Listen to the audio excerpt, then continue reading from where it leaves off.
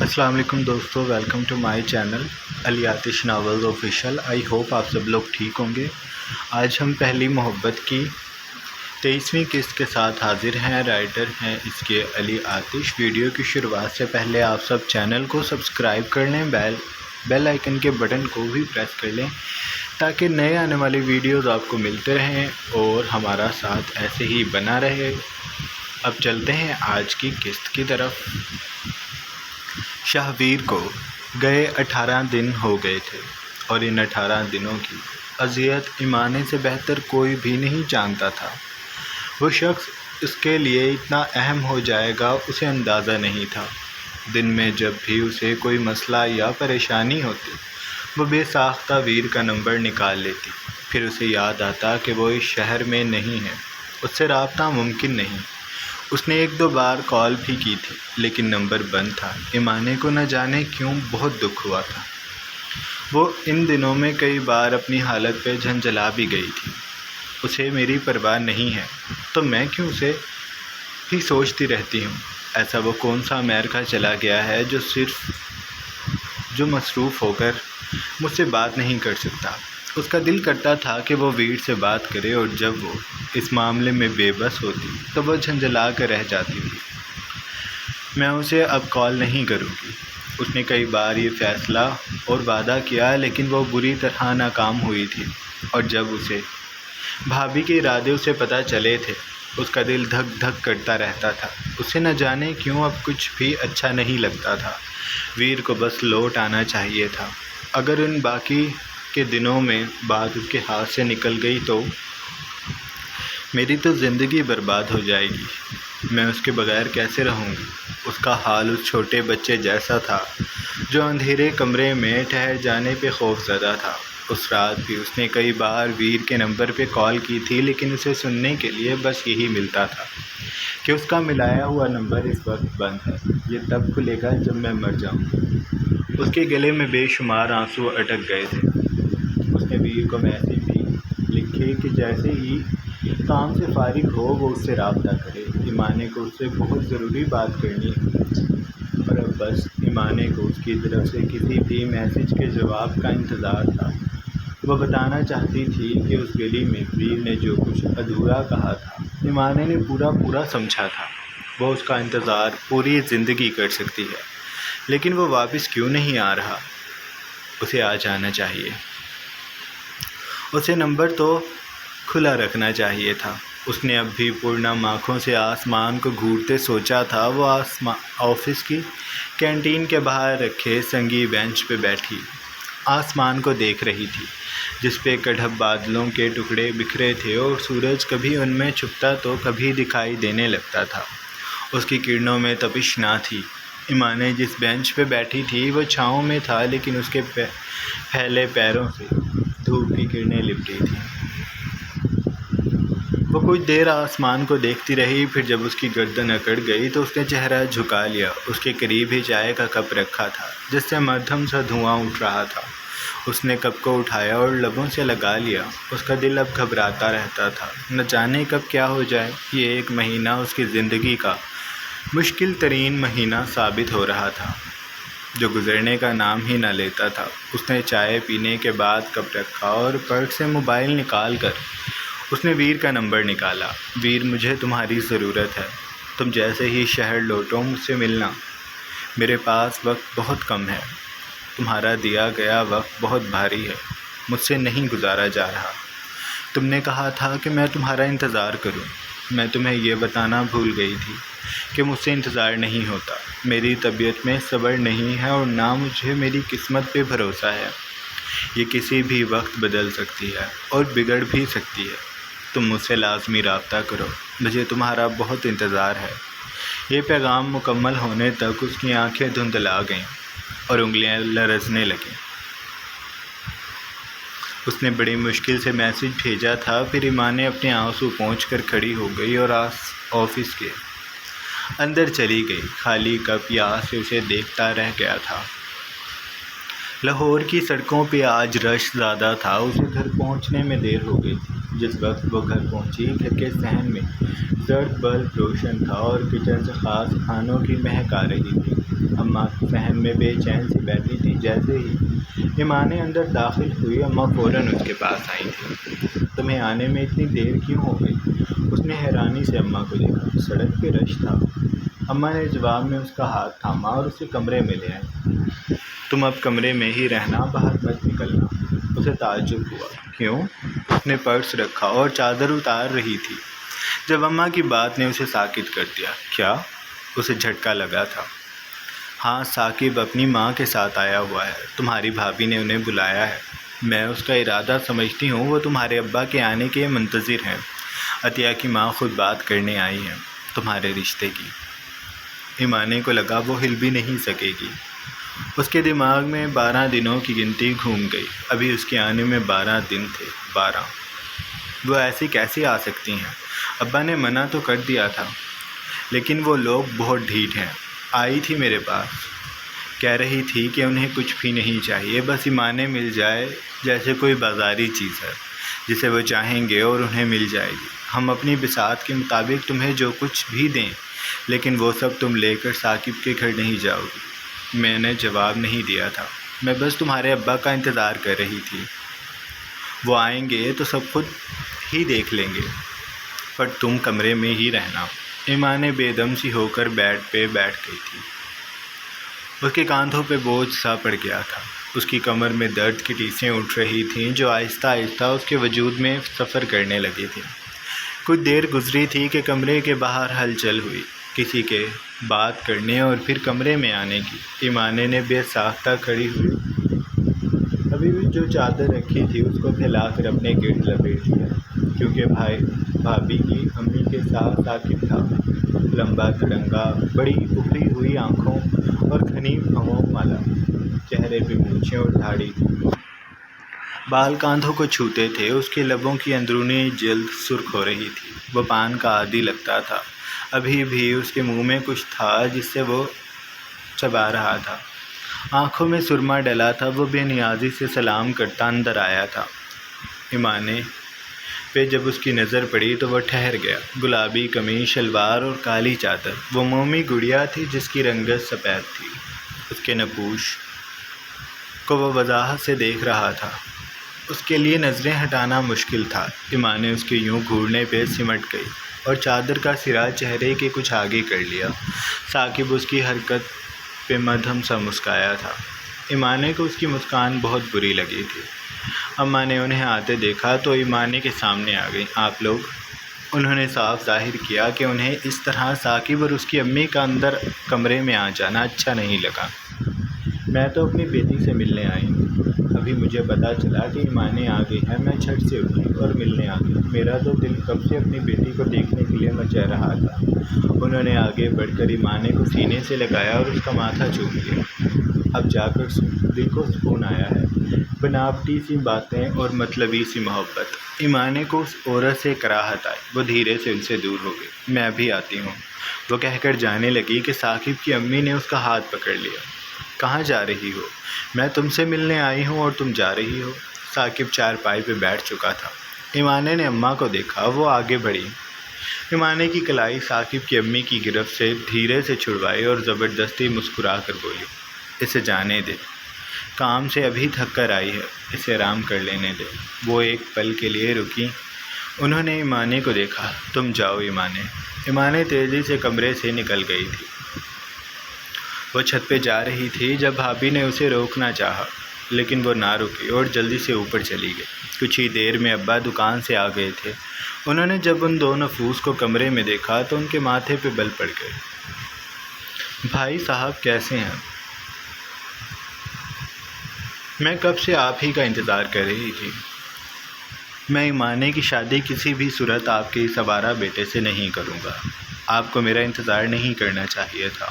آپ نے اپنا وقت برباد کیا۔ ثاقب کی اماں جو مسکرا کر اٹھی تھی، ان کا چہرہ دھواں دھواں ہو گیا۔ بغیر کسی لگی لپٹی کے اتنے صاف انکار کی انہیں امید نہیں تھی۔ انہیں سنبھلنے میں وقت لگا۔ ابا ایمانیں کی امی کی طرف متوجہ تھے۔ تم نے انہیں یہاں آنے ہی کیوں دیا؟ جس کے مہمان ہیں اسی کے کمرے کی حد تک رہے۔ شاید انہیں نہیں پتہ، لیکن عادل ہم سے تعلق ختم کر چکا ہے۔ اس طرح سے ان کا بھی یہاں آنا بنتا نہیں ہے۔ ان کے لہجے میں برہمی تھی۔ چھت پہ موجود ایمان منڈیر کے پاس کھڑی تھی۔ اس کے کان نیچے صحن کے بعد کمرے میں ہی تھے جہاں ابا بو رہے تھے۔ ابا اب ثاقب کو کھا جانے والی نگاہوں سے دیکھ رہے تھے۔ تم اٹھو اور اپنی بہن کے کمرے میں جا کر بیٹھو۔ اگر رات رکنے کا ارادہ ہے تو ترک کر دو۔ یہ گھر ابھی بھی میرے نام ہے، اس لیے میری مرضی چلے گی۔ جس کو اعتراض ہوگا وہ بھی یہاں سے جا سکتا ہے۔ یہ آخری جملہ بھابھی کے لیے تھا جو کمرے میں آ گئی تھی۔ بھائی صاحب، ہم بیٹھ کر بات کرنے آئے ہیں، مجھے بات ہی نہیں کرنی، آپ لوگ جا سکتے ہیں۔ ان کی آواز اچانک ہی اونچی ہوئی تھی۔ ثاقب، جس کے چہرے کے تاثر بدل رہے تھے، وہ ایک دم سے کھڑا ہوا۔ آپ ضرورت سے زیادہ غصہ کر رہے ہیں، اتنا غصہ صحت کے لیے ٹھیک نہیں ہے۔ اس کی آنکھوں میں چبھن تھی۔ ابا استہزائیہ مسکرائے اور اس کے قریب ہوئے۔ ثاقب کی آنکھوں میں آنکھیں ڈال کر انہوں نے کہا، تم پوری زندگی بھی یہاں کے چکر کاٹتے رہو گے نا؟ میں تمہارے رشتے کے لیے تب بھی نہیں مانوں گا۔ وہ میری بیٹی ہے اور میں اس کا کسی بھی آوارہ اور سڑک چھاپ سے رشتہ ہرگز نہیں کروں گا۔ اور میرا خیال ہے اتنی بے عزتی کافی ہے۔ ویسے تو تم لگتے نہیں، لیکن اگر غیرت مند ہو تو یہاں سے چلے جاؤ۔ ثاقب نے اپنی مٹھیاں بھینچ لی تھیں۔ اس نے ضبط سے آنکھیں بند کیں۔ جب اس کی آنکھیں دوبارہ کھلیں تو ان میں آگ تھی۔ آپ پچھتائیں گے، یہ تمہارا وہم ہے۔ نہیں، یہ آپ کا وہم ہے۔ اب کی بار وہ سرد پن سے مسکرایا تھا۔ اس نے پلٹ کر اپنی اماں کو دیکھا۔ چل اماں، ابھی چلتے ہیں، جا کر شادی کی تیاریاں بھی کرنی ہیں، وقت بڑا کم رہ گیا ہے۔ اس نے دوبارہ ایمانے کے ابا کو دیکھا۔ میں بہت جلد آؤں گا اور آپ اس کا ہاتھ خود میرے ہاتھ میں دیں گے، وہ سرد مہری سے کہتا باہر نکل گیا تھا۔ ابا نے تنفر سے اس کی پشت کو دیکھا۔ ثاقب کی اماں بھی چلی گئی تھی۔ بھابھی نفرت سے ابا کو دیکھ رہی تھیں۔ کچھ دیر گھورتے رہنے کے بعد وہ بھی چلی گئی تھیں۔ ان سب کے چلے جانے کے بعد ایمانیں نیچے آئی اور اپنے ابا کے سینے سے لگ کر رونے لگی۔ تم پریشان نہ ہو ایمانہ، میں ابھی زندہ ہوں۔ کوئی بھی لوفر آ کر تمہارا ہاتھ مانگے گا اور میں مجبور ہو کر ہاں کر دوں گا، ایسا کبھی نہ سوچنا۔ میں ابھی اتنا کمزور نہیں ہوا کہ تمہارے لیے لڑ نہ سکوں۔ تم بالکل پریشان نہ ہو، اللہ سب بہتر کرے گا۔ انہوں نے ایمانے کا ماتھا چوم کر اس کے آنسو پہنچے تھے۔ وہ پھر سے دن گننے لگی تھی۔ ابھی تو رات نہ گزری تھی تو دن کیسے کم ہوتے، 12 کے 12 رہتے تھے۔ لاؤنج سے جب وہ کمرے میں آئی اس وقت دارین باکھ لے رہا تھا۔ اسے پانی گرنے کی آواز سنائی دے رہی تھی۔ اس کے وجود میں ہچکچاہٹ اور لرزش تھی۔ وہ دروازہ بند کر کے بیڈ پہ بیٹھ گئی تھی۔ اس کا چہرہ جھکا ہوا تھا۔ کچھ دیر ہی گزری تھی جب پانی گرنے کی آواز تھم گئی اور پھر دروازہ کھلا۔ وہ گیلے بالوں کو پونچھتا باہر آیا۔ اس کے جسم پہ شرٹ نہ تھی۔ لال جھکے چہرے سے اس کے پیر دیکھ رہی تھی۔ شاہ نے بالوں کو پونچھا اور تولیے کو رکھتا۔ وہ بیڈ پہ دوسری جانب سے آ کر نیم دراز ہو کر لیٹ گیا تھا۔ وہ لاج کی پشت کو دیکھ رہا تھا۔ اس نے لاج کو دھیرے سے پکارا، لاج۔ اس کے گھمبیر لہجے پہ لاج کا دل بری طرح دھڑکنے لگا۔ وہ بیڈ سے اٹھ گئی تھی۔ شاہ، میں واش روم چلی جاؤں؟ اس نے شاہ سے پوچھا۔ دارین کچھ دیر اسے دیکھتا رہا، پھر اس نے سر ہلا دیا۔ واش روم میں گھس گئی۔ اسے گئے جب ضرورت سے زیادہ وقت بیت گیا تو شاہ کو تشویش ہوئی۔ وہ ابھی اٹھ کر واش روم کی طرف جاتا کہ دروازہ کھل گیا۔ تمہاری طبیعت ٹھیک ہے؟ اس نے گیلا چہرہ پہنچتی لاش سے پوچھا تھا۔ اس کے اعصاب گھبرائے ہوئے اور چہرے کی رنگت اڑی ہوئی لگتی تھی۔ وہ واش روم میں بھی بیسن کے سامنے کھڑی بس بار بار اپنے چہرے پہ پانی ڈالے جا رہی تھی۔ اس کا دل بری طرح بے چین تھا۔ آج شاہ نے اس کے قریب آنا تھا۔ کتنے قریب آنا تھا یہ شاہ فیصلہ کرے گا۔ وہ یہ جانتی تھی۔ ان لمحوں کو سوچ کر ہی لاج کا دل بے ربطگی سے دوڑنے لگتا تھا۔ شاہ کے سوال پہ اس نے تولیہ رکھا اور بیڈ پہ بیٹھ گئی، اسی انداز میں جیسے پہلے بیٹھی تھی۔ جی میں ٹھیک ہوں۔ اس کی آواز کھائی سی آتی محسوس ہوتی تھی۔ تبھی اس نے دارین کا بھاری مردانہ پرتپش ہاتھ اپنی کمر پہ محسوس کیا تو وہ ایک دم سے کھڑی ہو گئی۔ شاہ، میں شیریں کے پاس چلی جاؤں؟ ان کا ہاتھ کل جل گیا تھا۔ میں آج ان کے ساتھ سو جاؤں؟ وہ شاہ کو دیکھ بھی نہیں رہی تھی۔ شاہ کچھ دیر خاموشی سے اسے تکتا رہا، پھر وہ بیڈ سے اٹھا۔ اس نے لاج کی کلائی تھاما اور بیڈ پہ آ کر بیٹھ گیا۔ لاج اس کے سامنے کھڑی ہو گئی تھی۔ مجھے دیکھو لاج۔ وہ اس کے ہاتھ کی پشت کو انگوٹھے سے سہلا رہا تھا۔ اس کی گرماہٹ لاج کے بدن کو اپنے حصار میں لے رہی تھی۔ کمرے میں انورٹر چل رہا تھا۔ موسم میں کھنکی تھی، لیکن پھر بھی شاہ نے نہ جانے کیوں آج اے سی آن کر رکھا تھا۔ ہلکی سرد سی رات جیسے ان کے کمرے میں کہیں چھپ کر انہیں دیکھ رہی تھی، اور لاج اسی رات سے گھبرا رہی تھی۔ اس کی ہتھیلیوں پہ پسینہ تھا۔ لاج نے ہمت کر کے چہرہ اٹھایا۔ تمہیں ڈر لگ رہا ہے؟ لاج کی آنکھیں بھیگ گئیں۔ وہ بے ساختہ شاہ کے سینے سے لگ گئی۔ لاج کیوں رو رہی ہو؟ میں تمہیں کھا تھوڑی جاؤں گا، رونا بند کرو۔ اس نے اپنے سینے سے لاج کا چہرہ نکال کر کہا تھا۔ لاج نے دوبارہ اپنا چہرہ وہیں چھپا لیا۔ شاہ کو سمجھ نہ آئی وہ کیا کرے۔ لاج میری جان۔ اس نے لاج کی کمر کو سہلانا شروع کر دیا تھا۔ کچھ بھی نہیں ہوگا۔ میں کچھ بھی ایسا نہیں کروں گا جس سے تمہیں تکلیف ہو۔ بس تمہیں محسوس کروں گا، اور کچھ بھی نہیں کرتا۔ رونا تو بند کرو۔ وہ اسے محبت سے سمجھا رہا تھا۔ لاج کی سسکیاں بند گئی تھیں۔ شاہ نے اس کا چہرہ اپنے سامنے کیا۔ اسے ناراضی سے دیکھا۔ میرا گندا سا بچہ۔